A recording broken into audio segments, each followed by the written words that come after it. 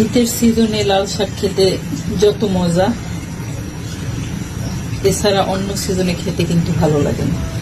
শীতে লাল শাকের অনেক মজা। লাল শাকটা একটু বড় বড়, তাই আমি চিংড়ি মাছ দিয়ে রান্না করব। চিংড়ি মাছটা আমি একটু হলুদ দিয়ে নিয়েছি, যেহেতু এই শাকে আমি হলুদ দেবো না। চিংড়ি মাছটা একটু হলুদ না হলে ভালো লাগবে।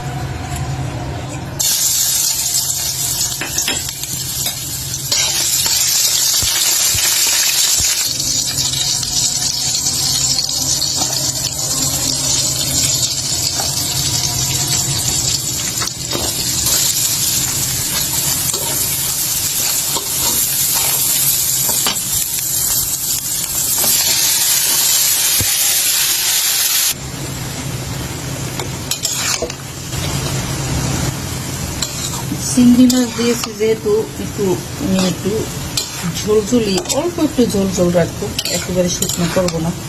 চিংড়ি মাছ দিয়ে রান্না করলে লাল শাক লাল হয় না।